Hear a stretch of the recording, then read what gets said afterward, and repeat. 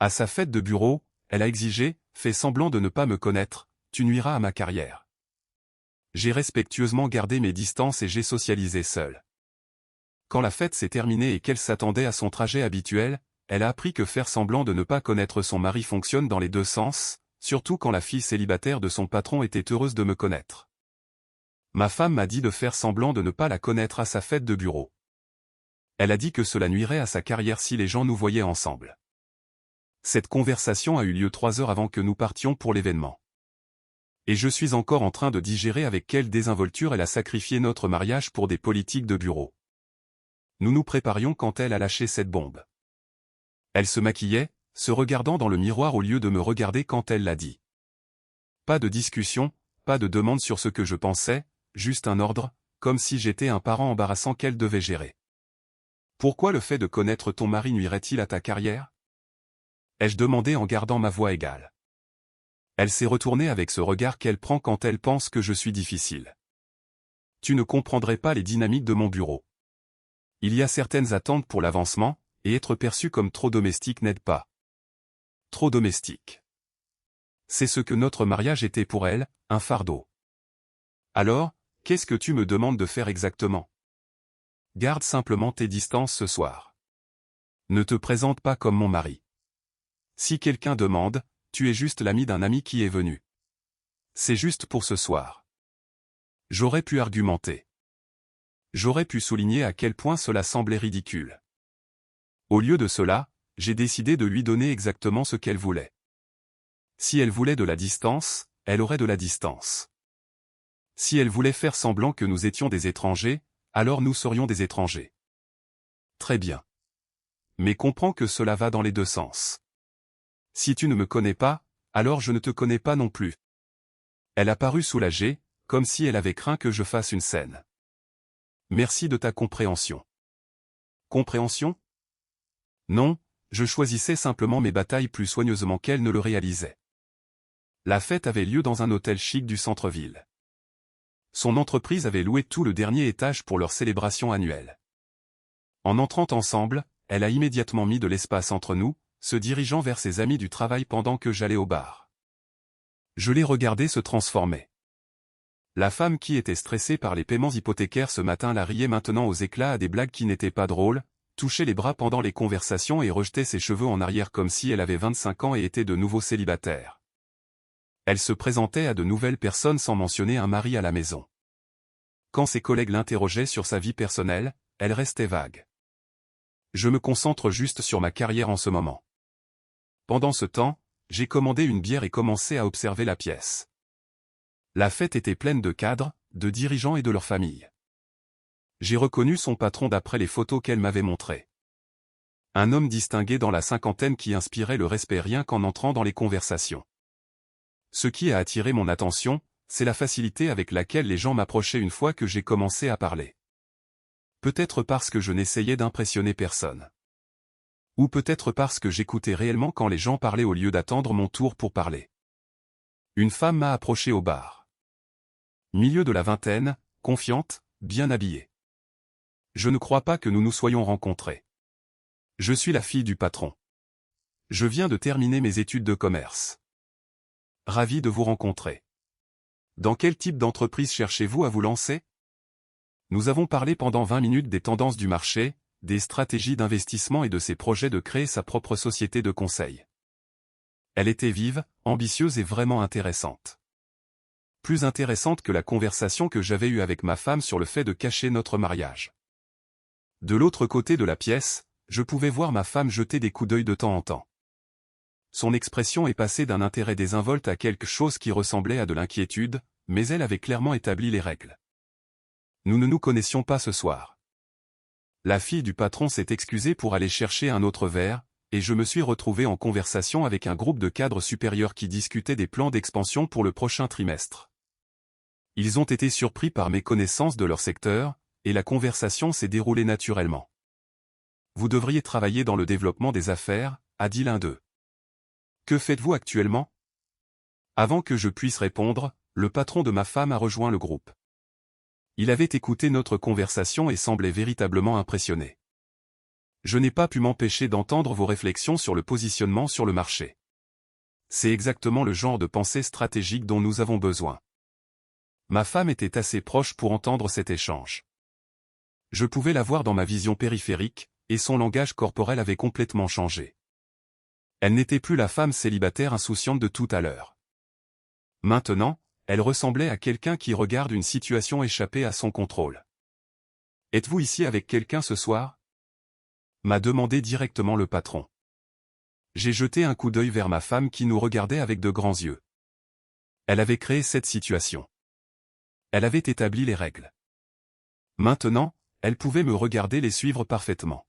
« Non », ai-je dit en le regardant droit dans les yeux. « Je suis venu seul. » Le patron a souri et a tendu la main pour une présentation en bonne et due forme. « Eh bien, tout ami de l'entreprise est le bienvenu ici. Je suis impressionné par votre sens des affaires. Nous devrions parler davantage. » Ce qui s'est passé ensuite m'a surpris même moi. La conversation s'est naturellement étendue pour inclure 3 autres chefs de département qui avaient entendu notre discussion sur les marchés émergents.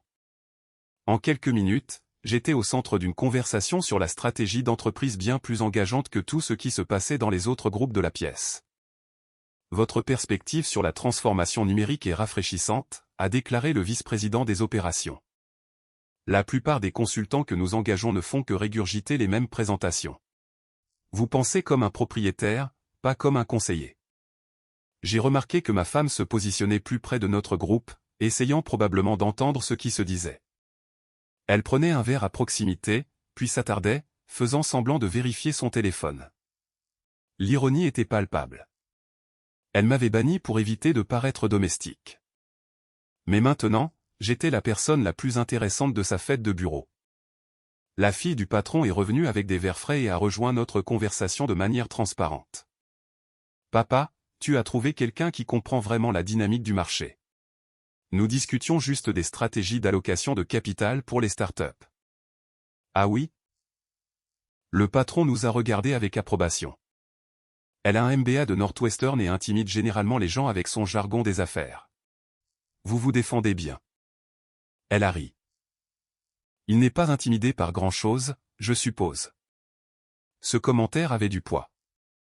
Elle avait raison. Je n'étais pas intimidé par son intelligence, la position de son père, ou le fait que toute cette pièce représentait le monde professionnel que ma femme voulait désespérément gravir.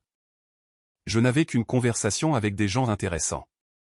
Ma femme a essayé une approche différente. Elle a rejoint une conversation qui se déroulait près de nous, parlant assez fort pour que nous puissions l'entendre parler des projections trimestrielles et des stratégies de fidélisation des clients. Il était évident qu'elle essayait de démontrer ses propres connaissances en affaires, mais cela paraissait forcé par rapport au déroulement naturel de notre discussion. « Votre femme semble très dévouée à son travail », a dit tranquillement la fille du patron, ayant clairement compris la situation malgré mon démenti antérieur. « Vraiment ? » ai-je répondu avec un léger sourire. Je ne saurais le dire. Nous n'avons pas été présentés. La fille du patron a étudié mon visage un instant, puis a souri en retour. C'est juste. Devrions-nous continuer à discuter de vos réflexions sur les tendances du capital risque? Pendant l'heure qui a suivi, je me suis retrouvé à vraiment apprécier la soirée. Les cadres étaient vifs, la fille du patron était engageante, et les conversations étaient stimulantes d'une manière qui me rappelait pourquoi j'aimais autrefois les événements de réseautage d'affaires. Ma femme, pendant ce temps, avait parcouru la moitié de la fête, essayant clairement de se positionner comme indispensable dans chaque conversation. Mais il y a une différence entre essayer d'impressionner les gens et attirer naturellement leur attention. Elle essayait. Je n'essayais même pas d'impressionner qui que ce soit, ce qui a rendu l'impression d'autant plus forte. « Vous savez quoi ? » a dit le patron lors d'une brève accalmie dans la conversation. « Nous sommes toujours à la recherche de consultants stratégiques avec une perspective du monde réel. Avez-vous une carte de visite ?» J'ai sorti ma carte et la lui ai tendue. Ma femme était assez proche pour voir l'échange, et j'ai vu son visage pâlir. Cela ne faisait pas partie de son plan. Excellent. Planifions une réunion en bonne et due forme la semaine prochaine. Nous lançons une nouvelle division et nous pourrions avoir besoin de quelqu'un avec votre approche analytique. La fille du patron m'a légèrement touché le bras. Et j'adorerais en savoir plus sur vos réflexions sur les marchés émergents. Peut-être pourrions-nous continuer cette conversation autour d'un café un de ces jours. Avant que je puisse répondre, ma femme est apparue à nos côtés comme si elle s'était matérialisée de nulle part. Salut, désolé de vous interrompre. Je travaille au service marketing. Le patron l'a regardé avec une reconnaissance polie. Bien sûr, vous êtes dans l'équipe de Johnson. Comment appréciez-vous la fête? C'est merveilleux. Je n'ai pas pu m'empêcher de remarquer que vous aviez une discussion d'affaires intéressante. Il y eut une pause gênante. Elle cherchait clairement une invitation à la conversation, mais elle avait passé toute la nuit à établir que nous étions des étrangers. Maintenant, elle voulait accéder au contact que je me faisais, mais elle ne pouvait revendiquer aucune relation avec moi sans contredire ses propres règles. La fille du patron a sauvé le moment avec une grâce professionnelle. Nous discutions juste des opportunités de marché dans le secteur de la technologie. Toujours fascinant d'avoir des perspectives différentes. Ma femme a souri crispement et a hoché la tête, mais elle avait clairement du mal à s'insérer dans une conversation que je menais avec des gens qu'elle voulait impressionner. Elle avait créé cette situation où elle ne pouvait pas reconnaître qu'elle me connaissait, ce qui signifiait qu'elle ne pouvait pas utiliser de lien pour rejoindre naturellement la discussion. Eh bien, je devrais probablement me mêler aux autres invités, dit-elle finalement, sa voix portant une pointe de désespoir que seul moi pouvais reconnaître. Alors qu'elle s'éloignait, la fille du patron s'est penchée vers moi. Votre amie semble très ambitieuse. Certaines personnes travaillent plus dur à paraître précieuses qu'à l'être réellement.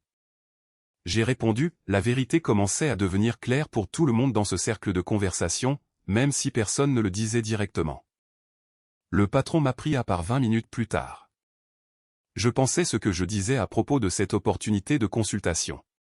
Votre analyse de nos défis de positionnement sur le marché était parfaite. En combien de temps pourriez-vous préparer une proposition? De quel délai parlons-nous? J'aimerais voir quelque chose d'ici vendredi. Nous prenons des décisions stratégiques sur la nouvelle division la semaine prochaine, et votre approche pourrait être exactement ce dont nous avons besoin. Les choses avançaient plus vite que prévu. Une opportunité d'affaires légitime se développait pendant que ma femme jouait son jeu de mariage invisible de l'autre côté de la pièce. Je peux avoir une évaluation préliminaire prête pour mercredi, lui ai-je dit. Parfait. Voici mon numéro direct. Il m'a tendu sa carte de visite. Appelez demain et nous fixerons une réunion en bonne et due forme. Alors qu'il s'éloignait, sa fille est réapparue. Papa ne donne pas son numéro direct à n'importe qui. Vous avez clairement fait bonne impression. Votre père dirige une entreprise pointue. Cela se voit à la qualité des gens dont il s'entoure. Elle a souri au compliment. La flatterie vous mènera partout. En parlant de ça, cette conversation autour d'un café que j'ai mentionné, êtes-vous libre jeudi après-midi? Il y a un endroit en centre-ville qui fait un excellent expresso, et j'aimerais vraiment avoir votre avis sur certains concepts d'affaires. J'étais sur le point de répondre quand j'ai remarqué que ma femme s'approchait à nouveau.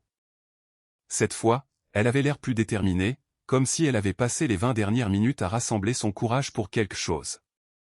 Excusez-moi, dit-elle, interrompant notre conversation. Je suis désolé, mais pourrais-je vous emprunter un instant? Elle me regardait directement. La fille du patron a haussé un sourcil. Je suis désolé. Vous vous connaissez? Le visage de ma femme a traversé plusieurs expressions rapidement. Elle s'était acculée au pied du mur. Si elle disait oui, elle devrait expliquer pourquoi elle avait fait semblant d'être des étrangers toute la nuit. Si elle disait non, elle n'avait aucune raison de m'éloigner de la conversation. Nous nous sommes rencontrés plus tôt ce soir, dit-elle faiblement. En fait, dis-je en regardant directement ma femme, je ne pense pas que nous ayons été correctement présentés. Je suis désolé, mais je ne vous connais pas assez bien pour m'éloigner de cette conversation. La fille du patron a observé cet échange avec un amusement croissant. Elle était clairement assez intelligente pour lire entre les lignes. La bouche de ma femme s'est ouverte puis s'est refermée. Elle avait créé ce système de règles et maintenant elle était piégée à l'intérieur. Je pensais juste que peut-être. Peut-être quoi? Ai-je demandé calmement. Aviez-vous besoin de quelque chose de spécifique? Elle est restée là un moment, réalisant que toute explication l'obligerait à admettre qu'elle avait menti sur notre relation. Finalement, elle a marmonné quelque chose sur le fait de m'avoir confondu avec quelqu'un d'autre et s'est éloignée. La fille du patron la regardait battre en retraite. C'était intéressant. Elle semblait très investie pour attirer votre attention pour quelqu'un qui ne vous connaît pas. Certaines personnes ont des opinions bien arrêtées sur des conversations dont elles ne font pas partie. C'est vrai. Mais revenons à jeudi. Êtes-vous disponible? Jeudi fonctionne parfaitement. Elle a sorti son téléphone. Génial. Donnez-moi votre numéro et je vous enverrai les détails par SMS. Alors que je saisissais mes coordonnées, je pouvais sentir des yeux sur moi de l'autre côté de la pièce. Ma femme se tenait avec ses amis du travail, mais son attention était entièrement concentrée sur le fait de me regarder échanger des numéros avec la fille du patron. La soirée a continué à se dérouler d'une manière qui ne faisait clairement pas partie de son plan initial. D'autres cadres m'ont approché tout au long de la nuit, attirés par les conversations dont ils avaient été témoins plus tôt. Le mot se répandait qu'il y avait quelqu'un à la fête avec qui il valait la peine de parler d'affaires, et que cette personne n'était pas de leur entreprise. Ma femme a fait plusieurs autres tentatives pour se positionner près de ces conversations, mais à chaque fois, elle a été confrontée au même problème. Elle ne pouvait revendiquer aucun lien avec moi sans admettre qu'elle avait menti toute la nuit sur notre relation. Vers 22 heures, je l'ai remarquée en train de vérifier son téléphone à plusieurs reprises et de regarder vers la sortie. La fête touchait à sa fin et les gens commençaient à partir. Elle se demandait probablement comment rentrer à la maison. C'est là que ça l'a frappée. Nous étions venus à la fête en voiture ensemble, mais selon ses règles, nous ne nous connaissions pas, ce qui signifiait qu'elle n'avait aucune raison légitime de s'attendre à un retour à la maison avec moi. J'ai vu la prise de conscience poindre sur son visage de l'autre côté de la pièce. Elle a commencé à se diriger vers moi avec plus d'urgence qu'elle n'en avait montré de toute la soirée, mais je faisais déjà d'autres projets. La fête semble se terminer, a observé la fille du patron. Puis-je vous raccompagner? Ma voiture est au service de voiturier. C'est très gentil de votre part. J'apprécierais. Alors que nous nous dirigions vers la sortie, j'ai vu ma femme se détacher de son groupe et commencer à marcher rapidement dans notre direction. Mais nous étions déjà à l'ascenseur et les portes se fermaient. La dernière chose que j'ai vue, c'est elle, debout dans le couloir, comprenant enfin que suivre ces règles signifiait accepter toutes les conséquences qui en découlaient. Les portes de l'ascenseur venaient à peine de se fermer que mon téléphone s'est mis à vibrer. Des messages textes, plusieurs. Où vas-tu? Il faut qu'on parle. Ce n'est plus drôle. J'ai montré l'écran à la fille du patron sans rien dire. Elle y a jeté un coup d'œil et a secoué la tête avec un sourire entendu. Quelqu'un a des doutes sur les arrangements de la soirée. Apparemment, les règles ne s'appliquent que lorsqu'elles sont pratiques. Mon téléphone a sonné. Même numéro.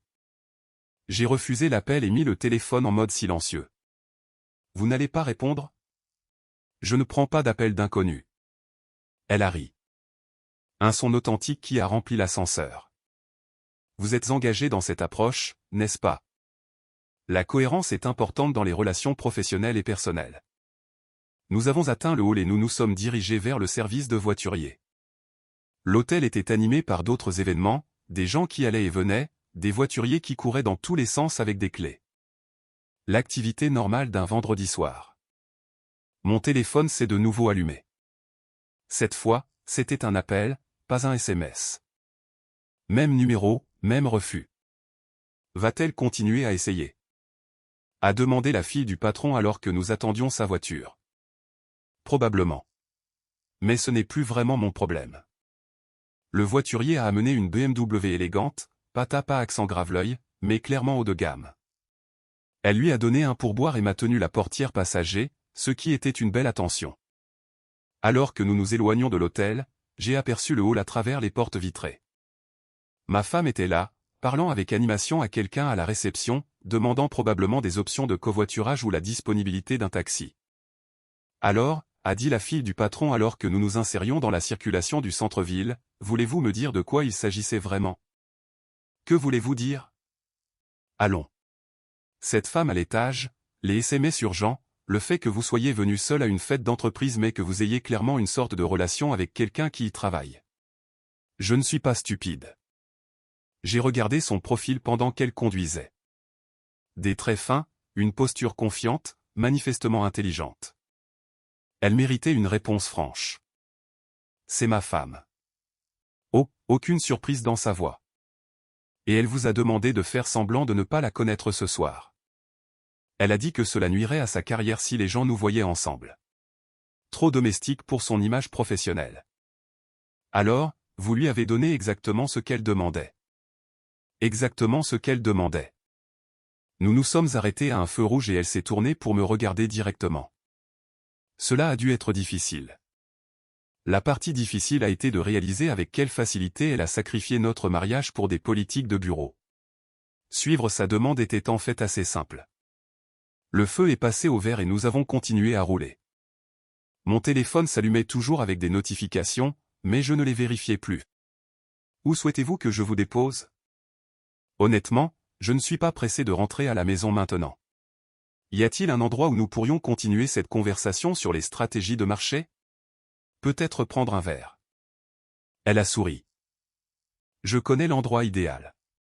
20 minutes plus tard, nous étions assis dans un bar tranquille du centre-ville, le genre d'endroit qui s'adressait aux professionnels qui appréciaient le bon whisky et la vraie conversation plutôt que la musique forte et les foules.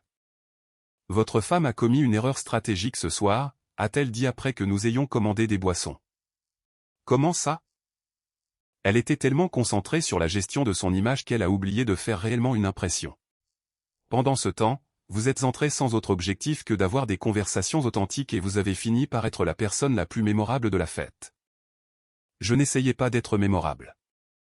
C'est exactement pour ça que vous l'étiez. La confiance authentique est rare. La plupart des gens jouent un rôle en permanence. Mon téléphone a de nouveau vibré.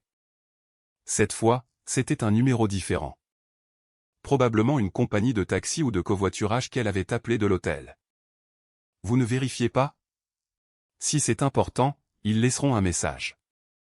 Elle a levé son verre. Au respect des engagements.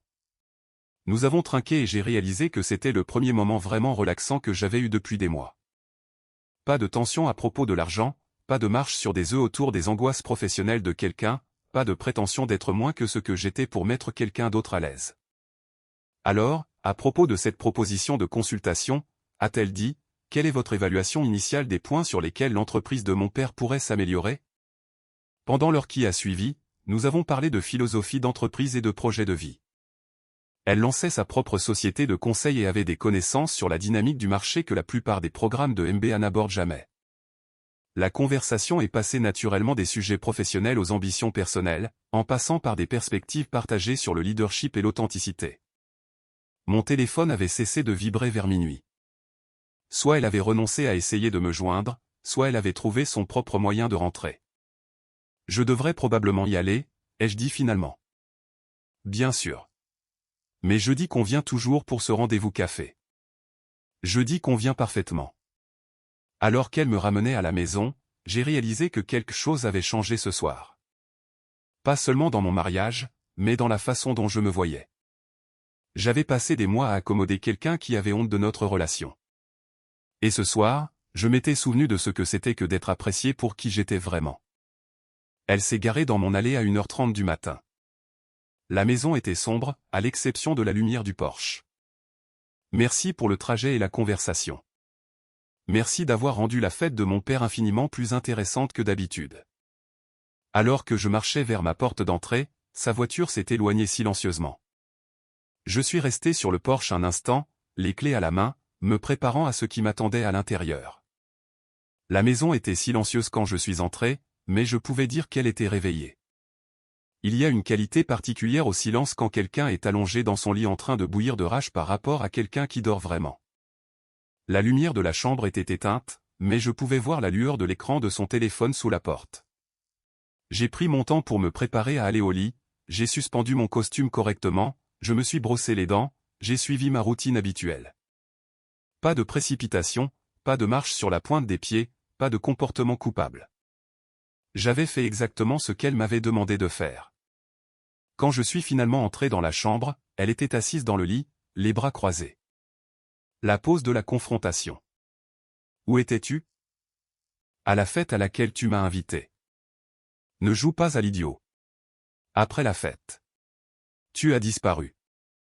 J'ai commencé à déboutonner ma chemise, en gardant mes mouvements désinvoltes. Je suis allé prendre un verre avec quelqu'un que j'ai rencontré à la fête. J'ai eu des discussions d'affaires intéressantes. Quelqu'un que tu as rencontré? Qui? Un client potentiel en consultation. Nous avons parlé de stratégie de marché et d'opportunités professionnelles. Sa voix est devenue plus aiguë. Quel genre de client en consultation? Le genre qui offre des opportunités d'affaires légitimes. J'ai suspendu ma chemise et les regardé directement. Y a-t-il quelque chose de spécifique que tu voulais savoir? Tu ne peux pas simplement me laisser en plan à ma propre fête de bureau. En plan? Tu étais entouré de tes collègues toute la soirée et selon tes règles, nous ne nous connaissions pas. Donc, je n'avais aucune obligation de coordonner le transport avec une étrangère. Elle a ouvert la bouche pour argumenter, puis a semblé réaliser le piège logique qu'elle s'était créé. C'était juste pour les apparences. Tu savais ce que je voulais dire. En fait, je ne savais pas ce que tu voulais dire. Tu as dit de faire semblant de ne pas nous connaître. J'ai suivi tes instructions à la perfection. Tu es ridicule. Je me suis assis sur le bord du lit et les regardai calmement. Laisse-moi m'assurer de bien comprendre. Tu voulais que je cache notre mariage pour protéger ta carrière. J'ai accepté. Tu voulais de la distance entre nous à la fête. Je t'ai donné de la distance. Tu voulais paraître célibataire et sans attache à tes collègues. Tu as eu exactement ça. Mais maintenant tu es contrarié parce que je t'ai traité comme si nous étions vraiment des étrangers. Ce n'est pas, tu sais que ce n'est pas ce que je voulais. Alors tu aurais dû être plus clair sur ce que tu voulais. Parce que de là où j'étais ce soir, il semblait que tu voulais flirter avec tes collègues masculins sans l'inconvénient d'un mari à proximité. Son visage est devenu rouge. Je faisais du réseautage. Moi aussi. Et apparemment, je suis meilleur à ça que tu ne le pensais. Elle est restée silencieuse un moment, digérant ce commentaire. Que veux-tu dire? Ton patron m'a offert un contrat de consultation ce soir. Il veut une proposition d'ici vendredi. Sa fille et moi nous rencontrons jeudi pour discuter d'opportunités d'affaires. 3 chefs de département m'ont demandé mes coordonnées. Je dirais que le réseautage a été plutôt réussi. Je pouvais voir son esprit s'emballer, essayant de calculer ce que cela signifiait pour sa position dans l'entreprise. Sa fille? Cette femme intelligente? MBA de Northwestern, elle lance sa propre société de conseil. Nous avions beaucoup de choses à nous dire. Tu as échangé tes coordonnées avec elle? Carte de visite, numéro de téléphone, plan de réunion. Les activités de réseautage habituelles. Le silence s'est étiré entre nous. Elle réalisait que son plan de me cacher s'était retourné contre elle de manière spectaculaire. Au lieu de protéger sa carrière, elle avait créé une situation où je construisais des relations indépendantes avec les personnes qu'elle voulait impressionner. Tu ne peux pas la rencontrer. Pourquoi pas? Parce que tu es marié. Je me suis levé et j'ai marché vers la commode, prenant mon temps pour digérer cette déclaration. Intéressant. Alors maintenant notre mariage compte. Maintenant, il est pertinent pour mes décisions professionnelles. Ne déforme pas les choses. Je ne déforme rien. J'essaie juste de comprendre les règles. Ce soir, être marié à toi était nuisible à ta carrière, alors nous étions des étrangers. Mais maintenant, mes relations d'affaires potentielles sont limitées par notre mariage. Tu ne peux pas avoir les deux. Elle est sortie du lit et s'est dirigée vers moi. Il ne s'agit pas d'avoir les deux. Il s'agit de respect. Respect? Je me suis tourné pour lui faire face complètement. Tu veux parler de respect? Tu m'as dit de me cacher dans un coin de ta vie professionnelle parce que reconnaître notre mariage nuirait à ton avancement. Tu as passé la soirée à flirter avec des collègues pendant que je suivais tes règles de rester à l'écart. Et maintenant tu me fais la morale sur le respect. Je n'ai jamais flirté avec personne. Tu t'es présenté comme célibataire à plusieurs personnes. Tu as touché des bras, ri trop fort à des blagues qui n'étaient pas drôles, et quand les gens t'ont interrogé sur ta vie personnelle, tu as dit que tu te concentrais sur ta carrière en ce moment. Comment appellerais-tu exactement ce comportement? Elle n'avait pas de réponse immédiate à cela. La différence, ai-je poursuivi, c'est que lorsque j'ai fait du réseautage ce soir, je discutais réellement d'affaires. Quand tu as fait du réseautage, tu jouais une version de toi-même qui n'inclut pas la relation la plus importante de ta vie. L'un de nous était professionnel. L'autre était trompeur. Alors, Que se passe-t-il maintenant? Maintenant, tu vis avec les conséquences de tes choix. J'ai une réunion d'affaires jeudi et une proposition à rédiger cette semaine. Tes collègues me voient comme un contact professionnel précieux, pas comme ton mari embarrassant. N'est-ce pas ce que tu voulais? Tu sais que ce n'est pas ce que je voulais. Alors peut-être que la prochaine fois, tu devrais réfléchir plus attentivement à tes demandes avant de les faire. Le lendemain matin, elle était déjà partie quand je me suis réveillé. Pas de café de fait, pas de mots, pas de reconnaissance de la conversation de la veille. Juste sa manière habituelle passive-agressive de gérer les situations qu'elle ne pouvait pas contrôler par la manipulation. Je me suis fait mon propre café et j'ai commencé à travailler sur la proposition de consultation. Le patron m'avait donné des informations détaillées sur leurs défis de marché, et je pouvais voir plusieurs approches stratégiques qui apporteraient une réelle valeur. Ce n'était pas de la charité ou une faveur de réseautage. C'était des affaires légitimes. Mon téléphone a sonné vers 9 heures. Son numéro. Il faut qu'on parle de la nuit dernière. Je travaille sur une proposition d'affaires. De quoi voulais-tu discuter spécifiquement? Tu ne peux pas sérieusement envisager de travailler avec mon entreprise. Pourquoi pas? Ton patron a fait une offre légitime basée sur notre conversation professionnelle. Parce que c'est mon entreprise, ma carrière. Tu ne peux pas simplement t'insérer dans ma vie professionnelle. J'ai posé mon stylo et me suis adossé à ma chaise. Laisse-moi comprendre cette logique. La nuit dernière, notre mariage était si préjudiciable à ta carrière que j'ai dû prétendre être un étranger. Aujourd'hui, ma relation d'affaires indépendante avec ton entreprise est en quelque sorte m'insérer dans ta vie professionnelle et point. C'est différent. En quoi est-ce différent? Longue pause. Parce que tu fais ça pour te venger de moi. Je fais ça parce que ton patron m'a offert un contrat de consultation et que je suis qualifié pour faire le travail. Ta paranoïa à propos de mes motivations en dit plus sur ta mauvaise conscience que sur mes intentions. Ma mauvaise conscience? Tu as passé la nuit dernière à te comporter comme une célibataire à ta fête de bureau. Tu as flirté avec des collègues, caché notre mariage et m'as traité comme un secret embarrassant. Maintenant tu as peur que travailler avec ton entreprise puisse révéler des détails sur ta vie personnelle que tu as cachés à ton patron. Silence à l'autre bout de la ligne. Le travail de consultation n'a rien à voir avec notre mariage, ai-je poursuivi. Mais ta panique à ce sujet me dit que tu t'es mal représenté auprès de tes collègues d'une manière qui pourrait devenir problématique s'ils connaissaient la vérité.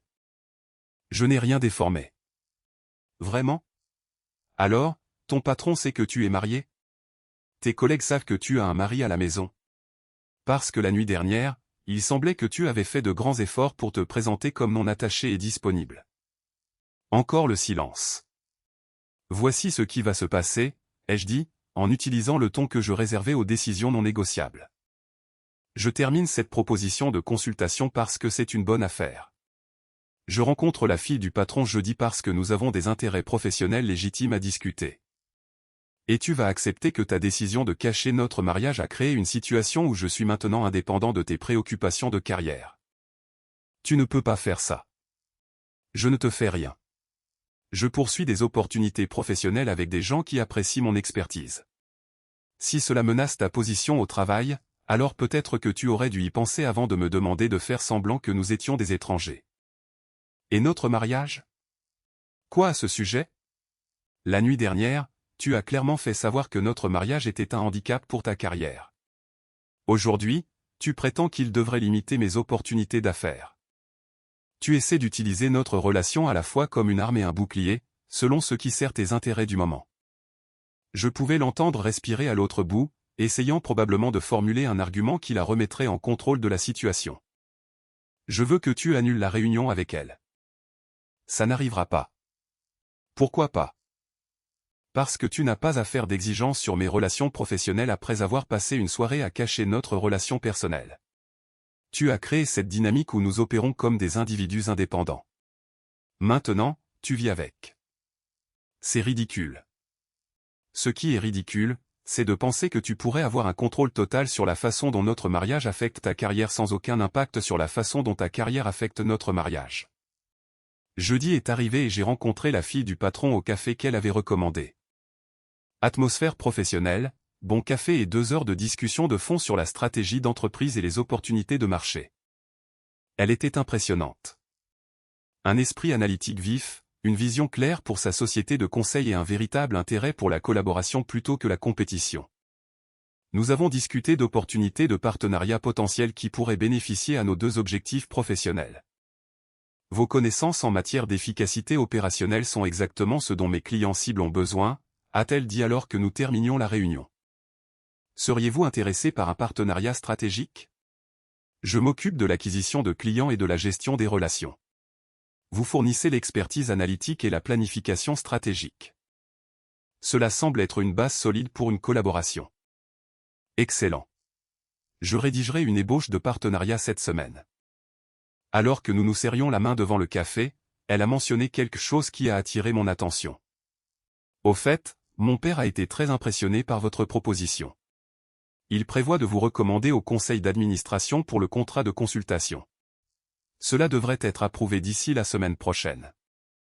J'apprécie sa confiance dans mon travail.